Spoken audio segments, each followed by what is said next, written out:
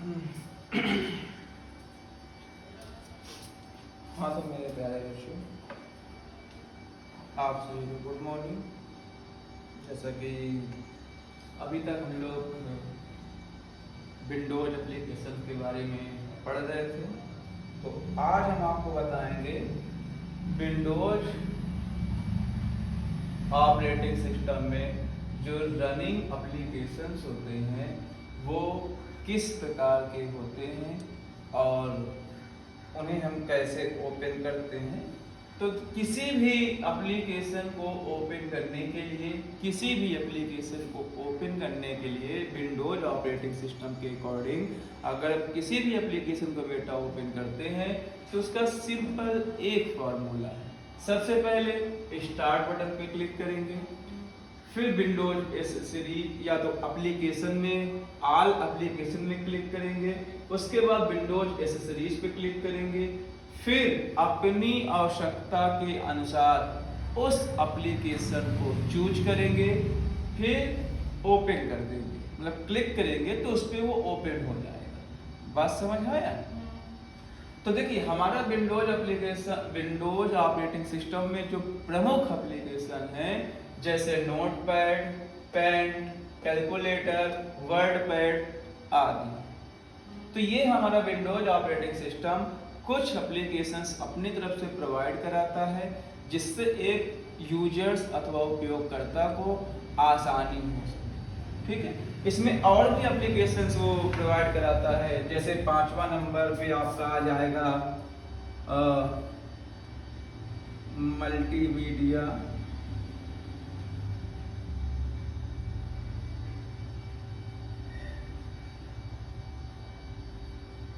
Multimedia में आता है उसका।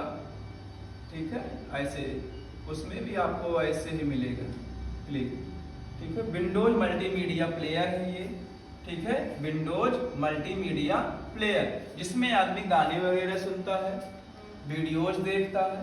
इसके अलावा वर्डपैड आपको मिलता है जिसमें आप लिख सकते हैं, किसी भी टाइपिंग को कर सकते हैं। इसके अलावा कैलकुलेटर मिलता है जोड़ घटाना गुणा करने के लिए।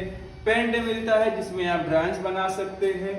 इसके अलावा नोटपैड मिलता है जिसमें आप लिख सकते हैं। देखिए नोटपैड और वर्डपैड में बस थोड़ा सा अंतर है कि नोटपैड में किसी भी फॉर्मेट को हम सिंपल तरीके से लिख सकते हैं और बहुत ही छोटे स्टोरेज के साथ इसे लिखा जाता है, जबकि वर्डपैड में अपनी आवश्यकता के अनुसार कलर्स चेंज कर सकते हैं, अपनी आवश्यकता के अनुसार उसका फ्रंट भी चेंज कर सकते हैं, उसके लिखावट को भी चेंज कर सकते हैं, उसके क्या कहते हैं साइज को भी ऊपर नीचे कर सकते हैं।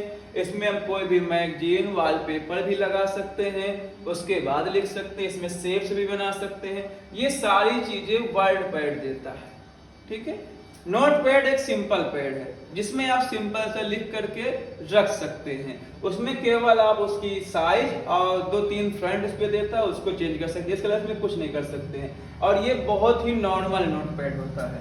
कैलकुलेटर आप जानते ही हैं कि विंडोज मतलब कोई भी चीज़ हम लोग कंप्यूटर में ऑन करते हैं तो उसके बाद अगर हमें कुछ चीज़ जोड़ना है, घटाना है, गुणा करना है, कोई भी कैलकुलेटर का काम करना है तो हम कैलकुलेट का उपयोग करते हैं। ठीक है, पेन आप जानते ही हैं। ठीक है, तो विंडोज मल्टीमीडिया प्लेयर क्या है? ये भी एक प्रकार का गाना सुनने वाला प्लेयर है। क्या? जैसे वीडियो देखना, ठीक है, म्यूजिक सुनना। तो ये चीजें जो हैं ये है मल्टीमीडिया प्लेयर। क्या है? Multimedia player, Windows multimedia player है। ये अभी भी आपको हर एक कंप्यूटर्स में दिखाई देता है। तो ये सिंपल सा ऐसे करके और इस प्रकार बना। ठीक है, जहां पे हम लोग गाने को सुनते हैं, गाना है, पिक्चर्स है, वीडियोज है, ऑडियोज है, तो उनको सुनने के लिए हम लोग विंडोज मल्टीमीडिया प्लेयर का उपयोग करते हैं। इसके अलावा और भी एप्लीकेशन को प्रोवाइड कराता है, लेकिन वो एप्लीकेशंस जो होते हैं वो आपके एक्सटर्नल एप्लीकेशंस होते हैं और ये इंटरनल एप्लीकेशंस हैं। जैसे वो कुछ सेटिंग्स भी प्रोवाइड कराता है, आगे हम आपको बताएंगे। तो पहले आप ये समझ लीजिए कि नोट पहला है रनिंग एप्लीकेशंस, मतलब जो विंडोज ऑपरेटिंग सिस्टम जब आप शुरू लेकर आते हैं तो वो आपके उपयोग के लिए कुछ प्रमुख एप्लीकेशंस को बनाकर देता है, जिससे आप दूसरे एप्लीकेशंस को तत्काल डाउनलोड ना करें, उसके ही एप्लीकेशंस का प्रयोग करें। बात समझ आया? तो इसमें सबसे पहला, अगर आपको कोई भी चीजें लिखना है नॉर्मल तरीके से लिखकर रखना है, ठीक है, तो उसके लिए वो नोटपैड देता है। नोटपैड टेक्स्ट फाइलों को बनाने एवं उसे एडिट करने के लिए प्रयोग किया जाता है, ठीक है। यह इसमें आप सभी प्रकार के फॉर्मेटिंग नहीं कर सकते। इसके अलावा 24 KB से छोटे फाइल इसमें बनते हैं, इससे भी ज्यादा कम से कम 24 KB से ही शुरुआत होती है, ठीक है। इसके अलावा बात करते हैं यहाँ पे, तो इसमें हम टेक्स्ट फाइलों को बनाते हैं नोटपैड में। दूसरा है आपका पेंट। पेंट, अब जैसे इसको कोई बोल दे कि बेटा नोटपैड ओपन कैसे करना है, तो सबसे पहले ओपन करने का फार्मूला सिंपल यही है। सबसे पहले आपको स्टार्ट बटन या मेनू बार में क्लिक करना है, ऑल एप्लीकेशन में क्लिक करना है, विंडोज एक्सेसरीज में चूज करना है, फिर नोटपैड आएगा, नोटपैड को ओपन कर देना है, वो ओपन हो जाएगा, क्लिक करते ही वो ओपन हो जाएगा। तो नोटपैड ओपन हो गया। इसमें सिंपल सी बात खाली इतनी है कि मैं आपको समझा रहा हूं, क्या है कि इसमें टेक्स्ट फाइलों को एडिट किया जाता है। जैसे आपने कोई चीजें लिख लिया है, उसमें बदलाव करना है, जैसे आपने लिखा माय नेम इज श्रद्धा, आप श्रद्धा की जगह में माय नेम इज तरुण लिखना चाहते हैं, तो उनको आप चेंज कर सकते हैं। इनमें ज्यादा फॉन्ट इस्तेमाल नहीं किए जाते हैं और ना ही इसमें आप कोई दूसरे कलर्स का यूज कर सकते हैं, केवल ब्लैक एंड व्हाइट। बात समझ रहे हैं? इसमें हम दूसरे कलर्स का यूज नहीं करते। तो नोटपैड एक सिंपल पैड है जिसमें हम लोग अपने डॉक्यूमेंट्स को बनाना सीखते हैं, लिखने का काम सीखते हैं, टाइपिंग करना सीखते हैं, ठीक है। दूसरा है पेंट। पेंट एक प्रकार का प्रोफेशनल एप्लीकेशन है जहां पे आप शुरुआती तौर पे डिजाइन करना प्रारंभ करते हैं। जैसे आप बचपन में कला लेकर पढ़ाई करते हैं, हर बच्चे शुरुआती तौर में 1 से 8वीं तक तो कला मान्य होता है। तो जो कला बनाते हैं उसमें पेंटिंग करते हैं ना, डिजाइन बनाने के लिए, कोई घर बनाने के लिए या किसी भी चीज को एक्सिस्ट करने के लिए हम लोग पेंट का प्रयोग करते हैं। तो पेंट में हम लोग डिजाइन बनाना सीखते हैं, जैसे घर, टेबल, मेज, कुर्सी, किसी भी चीज की इमेज बनाना हो तो उसमें हम लोग सीखते हैं। और यह सबसे पहला डिजाइनिंग एप्लीकेशन के रूप में बच्चे को कंप्यूटर में दिया जाता है। शुरुआती तौर में कि बच्चा पेंट ओपन करेगा तो उसमें वो कर्सर चलाना, माउस चलाना सीख जाता है।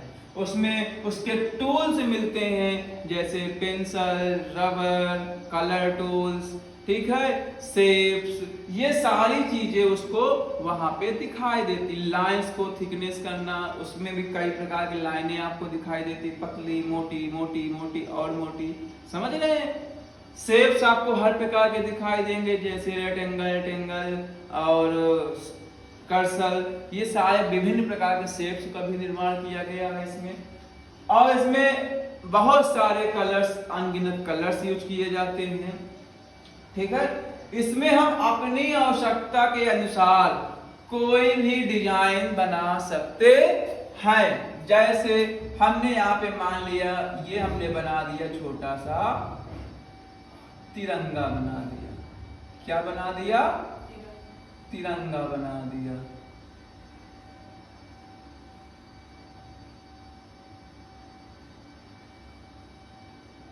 ठीक है। हमने छोटा सा तिरंगा पेंट में बना दिया।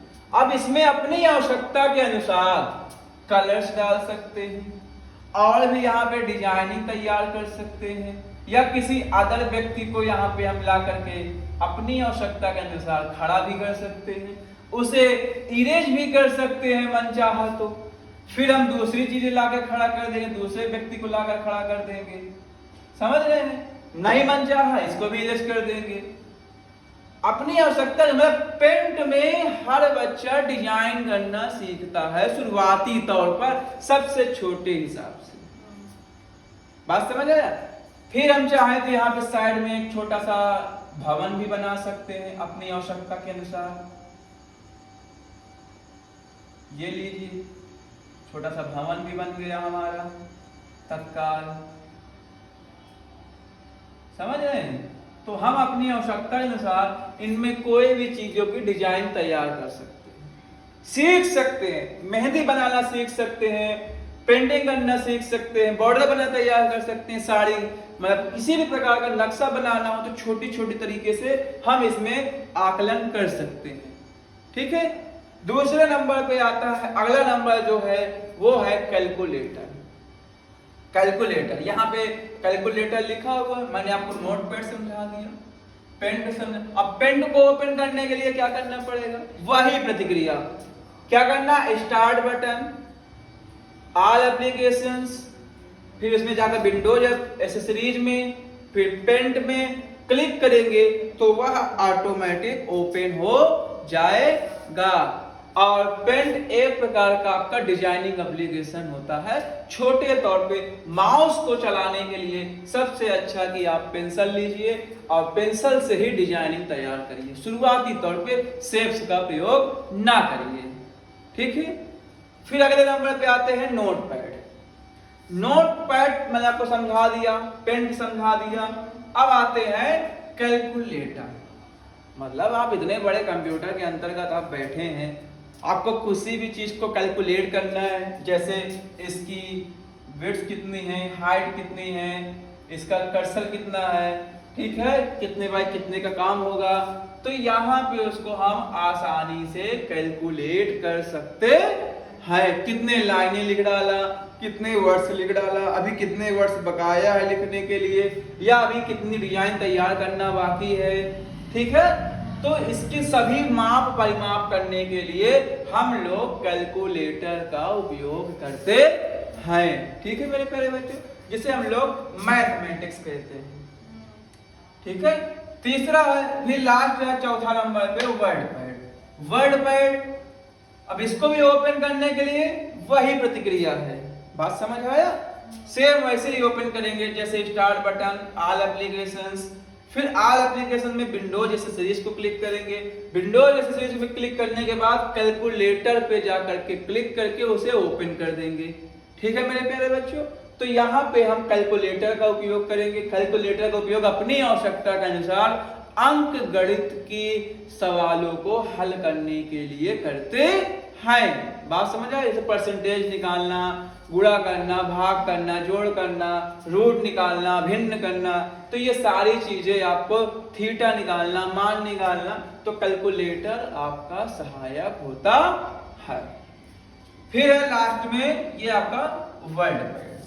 तो वर्ड पैड का प्रयोग सेम नोट पैड की तरह ही होता है, लेकिन नोट पैड में हम कोई ज्यादा हेर फेर नहीं कर सकते हैं।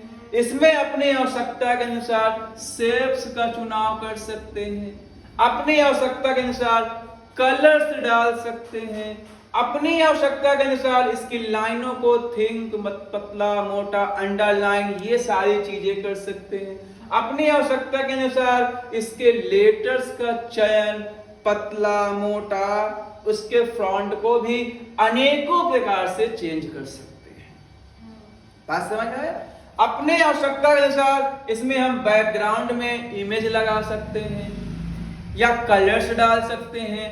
तो ये सारी चीजें इसमें संभव नहीं है और इसमें सभी चीजें संभव होती है।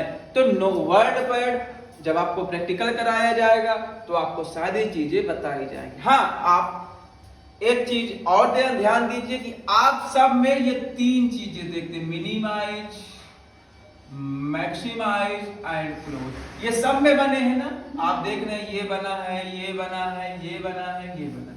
तो इसका मतलब क्या होता है? अगर कोई आपसे पूछ ले, तो जब आप इस ऑप्शन पे क्लिक करते हैं तो हमारा पूरी तरह एप्लीकेशन बंद हो जाता है। क्या हो जाता है बेटा? बंद हो जाता है, मतलब क्लोज हो जाता है, इसे बोल देते हैं बंद। जब आप इस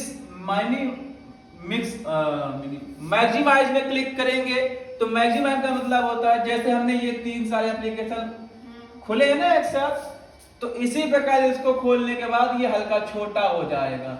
इसके साथ किसी और को लाकर खड़ा कर सकते हैं, जैसे ये 1 2 3 4, हम एक ही डेस्कटॉप पे चारों को एक साथ ओपन कर सकते हैं और बना भी सकते हैं अपने आवश्यकता। पहले इसमें बना, कुछ लिख लो, फिर इसमें कुछ लिख लो, फिर इसमें कुछ लिख लो, फिर इसमें भी कुछ बना सकते हो। समझ आया?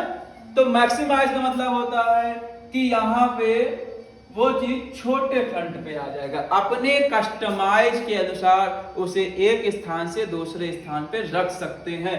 पूरे डेस्कटॉप, इसको हम समझ लेते हैं पूरा, ये यहाँ से यहाँ तक पूरा डेस्कटॉप एरिया है। क्या है?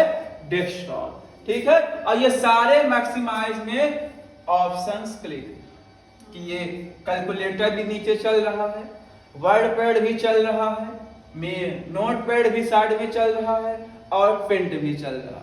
और अपनी आवश्यकता अनुसार हम थोड़ा इसमें लिखते हैं, फिर इसमें डिजाइन करते हैं, फिर इसमें कैलकुलेट करते हैं, या इसमें आकर डिजाइन लिखना चालू कर देते हैं।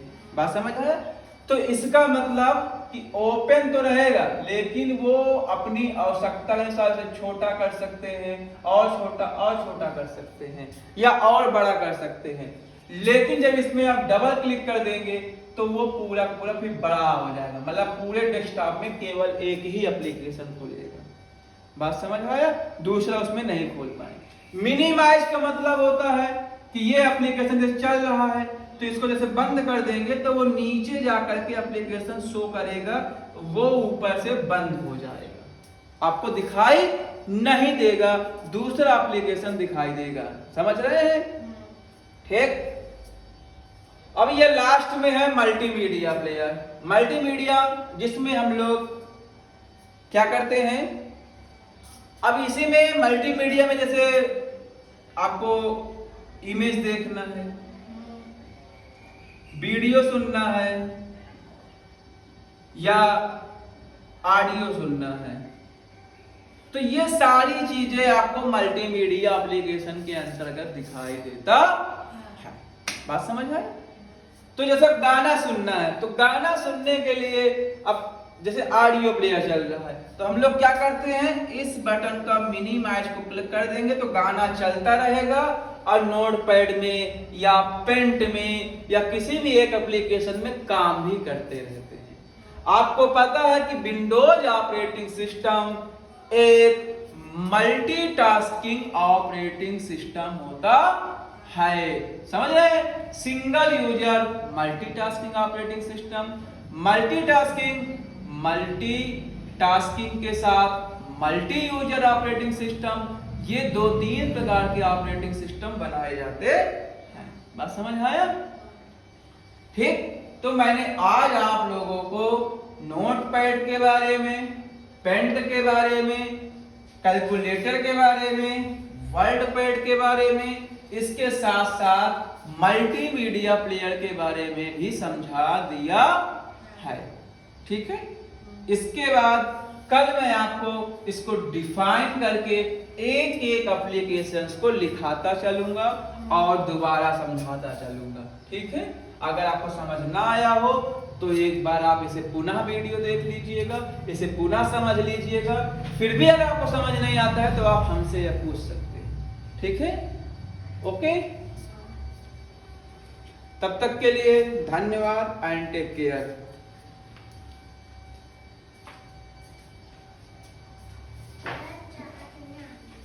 क्या हुआ?